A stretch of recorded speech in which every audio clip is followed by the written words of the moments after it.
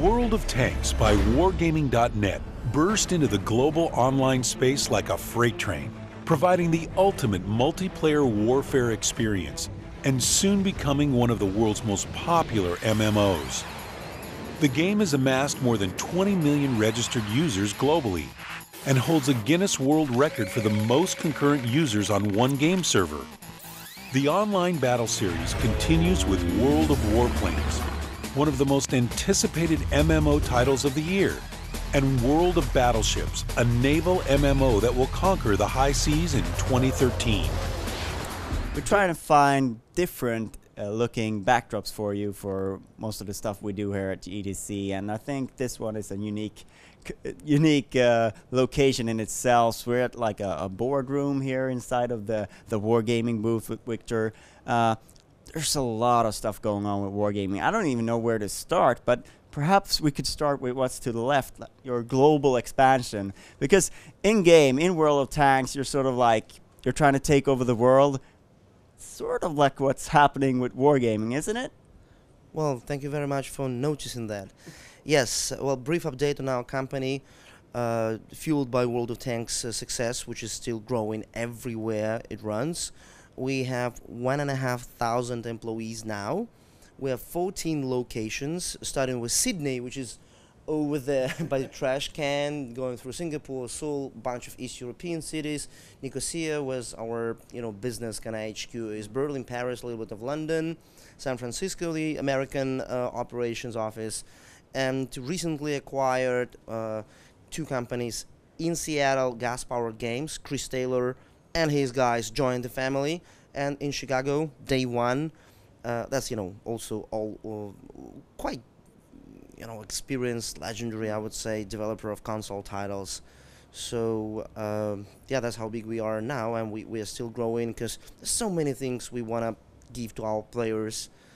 It's just we need more and more talented people. So Gas-Powered Games, if we start off there, they sort of share a heritage with Wargaming and sort of where you come from when it comes to the real-time strategy game. So it must have been kind of like how did that deal come to be? Well, that's an interesting story. Actually, I know Chris Taylor for 7 years. When I was a high school kid, I played Total Annihilation, which was one of the reasons I joined the gaming industry. I wanted to do something that cool. But 7 years ago, I literally, being again much smaller East European developer studio, I set up a meeting, went to Seattle just to shake hands with him, to get an autograph. So yeah, we share the love towards PC, military history, strategy, like real-time robots, tanks, and since our first meeting, every time we are at GDC or E3 or Gamescom, we always, chit-chat, meet together, drink a couple of beers or coffees of course, and we're discussing industry, where it's going. So that deal, acquisition probably is not a perfect word for that. It was, we were discussing his situation, the situation in the industry and free-to-play and our success for many times over Skype, like at work and personal meetings. But then when, he was obviously not in a very good position from certain things coming, biting him in the back from the past, I just say, hey, let's shake hands and let's do something really great together. So if you look at this, legendary developer, legendary designers, the heritage of strategy games, he has really cool, solid, rock solid, cutthroat, in a good sense, team, and a couple of legendary titles in the past. Wargaming was now our obvious understanding of how free-to-play works, with Big World, which was our another acquisition, the platform we use for all of our games, including World of Tanks, Blitz, our recently announced mobile World of Tanks game, plus certain financial muscle we have, and our own designers and expertise. Something really cool has to come out of Gas-Powered Games in the future. We don't know what game that will be. We just know it's going to be great. We're going to spend a month or 2 or 3, whatever is needed for brainstorming, for prototyping, for sketching, to see how it fits and fills within our target audience. Wargaming, it's not going to be World of Tanks clone. We now realize that probably it's not a good thing just to keep cloning yourself. World of Warplanes, World of Warships, as very similar to World of Tanks. That's probably quite enough of copycatting ourselves. We need to expand to new gameplay experience, to new maybe genres, maybe making an open world. We don't know. So that's why we attracted into our team one of the best game designers of all times, Chris Taylor, and we'll be brainstorming big time. And he's happy, and we are happy. Something good and cool happen in the future with him. So it was kind of a public heartbreaking story, the whole gas-powered thing, because he had to let people go. They went on Kickstarter, and they really didn't take off as much as they'd hoped for. Are you now in a position where he can rehire the people that he had to let go in that process? Well, first of all, I have to say that I really hate that this handshake acquisition happened amidst that obvious public financial and heartbreaking kind of story, because that's not the reason. We did not snatch or grasped him. It was a long kind of term understanding that we probably should start working together. It just was unfortunate that it happened amidst this mayhem. So no, it's not because of this. It's because we are meant to be together. We're so similar companies in spirit, in approach, and strategy to entertainment for guys, military, face to face. So yes, now of course the project, whatever it is, which he is going to be making with his guys, it's obviously not for 35 people. It has to be huge. It has to have the same global appeal as World of Tanks, and maybe even more, who knows. It has to be top-notch quality in graphics, sound, playability, interface, everything. So it's going to be big. Yeah.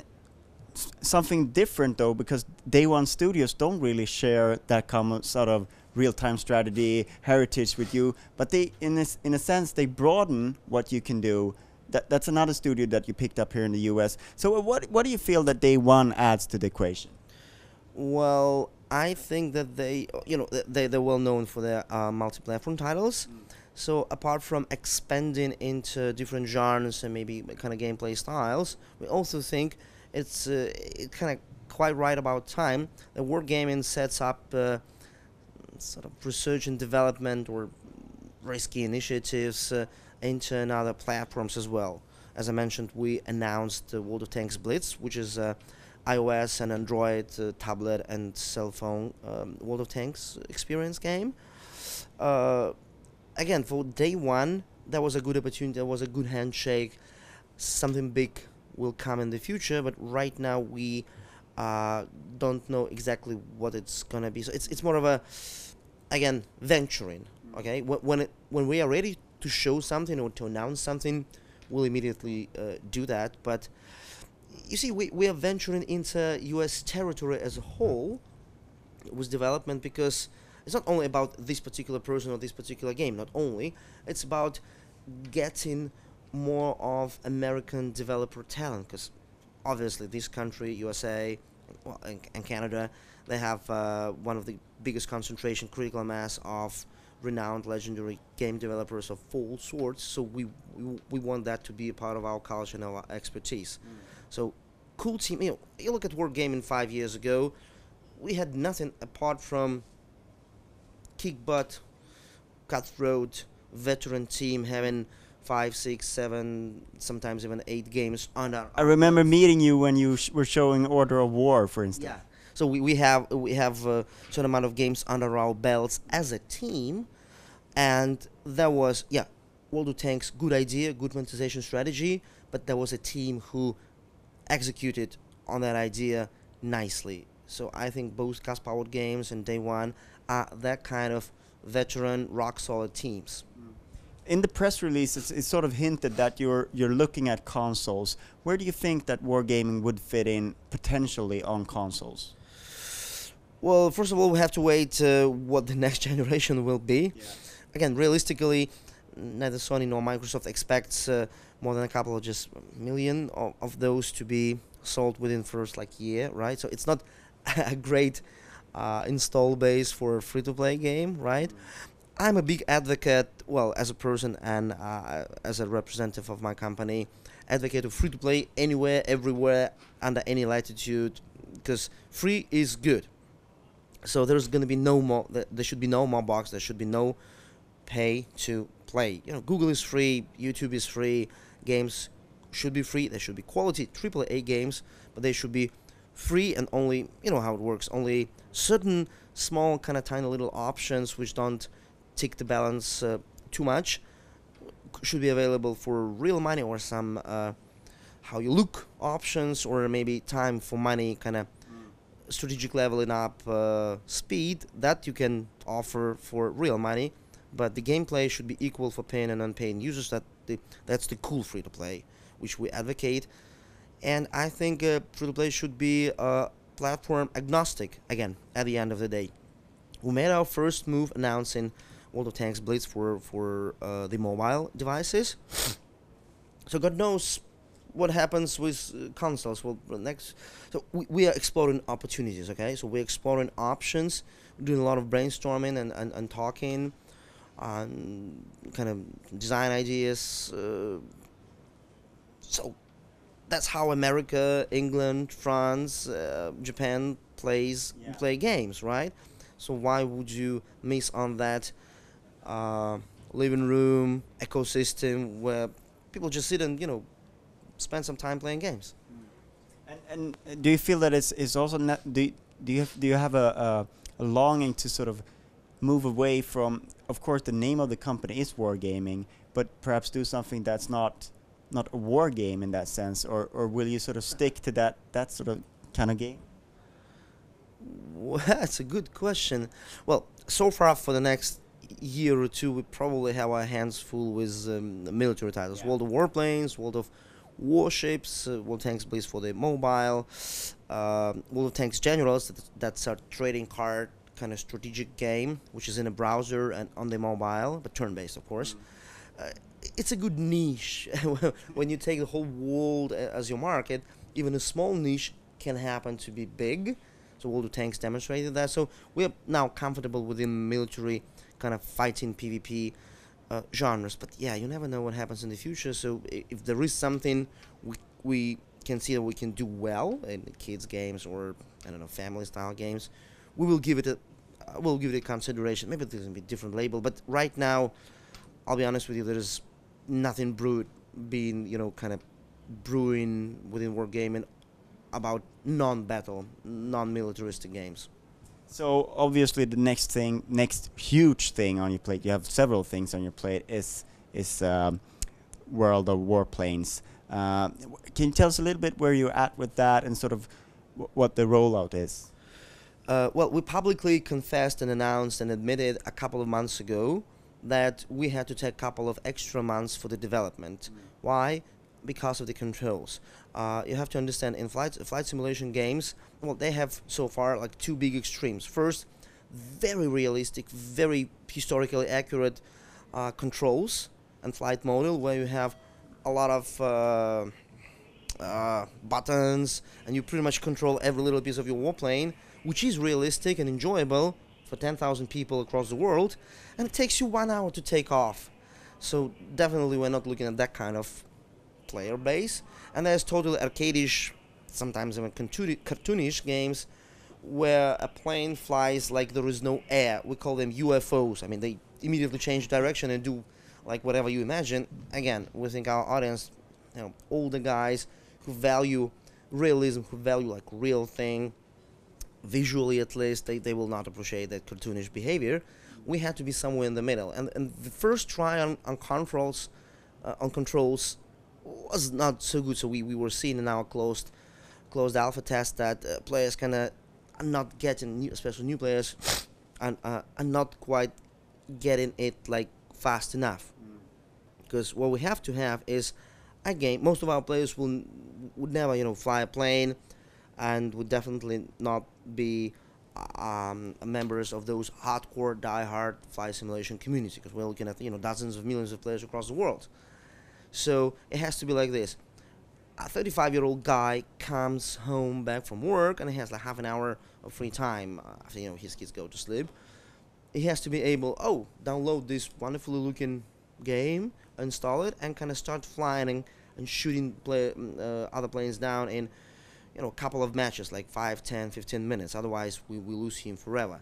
So right now, after the latest big patch where what we did like 2.5 prototypes on the side, and then chose the best one and incorporated that in Warplanes, and it worked. So right now, it's very smooth and enjoyable and simple control with WASD and a mouse. That's what that guy who comes home from work has. He doesn't have a joystick and he's not a professional pilot. Now our testing environments and focus testing is showing that that's what we needed to have. So we still have certain incorporation, kind of polishing moments to polish, and a little bit of more new content. We'll be ready to go. I don't have the date. Just don't ask me. I don't have the date. When it's ready, it will be out, but not too long. And something that you're perhaps not talking too much about is Warships. What's the status there? That's a beautiful game. Right now, almost every week, we have like friends and family or internal company tests of that. Man, the game is there. Well, the biggest fear would be whether there will be or not rock paper scissors. Yes, it's there. Battleships, cruisers, destroyers, torpedoes, aircraft carriers, spawning aircraft, AA guns on all kinds of ships, little islands and canyons and fjords, if you would. That all plays very well, very balanced. Rock, paper, scissors. This kills this. This kills this. You need to cover this, and this one kills this, but this is not fast enough to get away. It's beautiful. You would think that's a slow game. You know what? Not so much. Yes, a ship like a battleship, big battleship, moves a little slower than a plane, but there's so many guns on it. There's so many planes flying around. There are torpedoes you launch or torpedoes launched from the enemy. And unfortunately, friendly torpedo boats. You have to avoid torpedoes. You have to avoid collisions with your friends. Little rocks in the ocean. There's a lot of action. Good news is that matches are like probably a little longer than Warplanes, but within 15 minutes. So still short matches. You can afford to kind of let your wife dress up for going out to dinner and playing a match or two while she's doing that. That's the World of Tanks magic formula. And battleships look great. Warships. Yeah.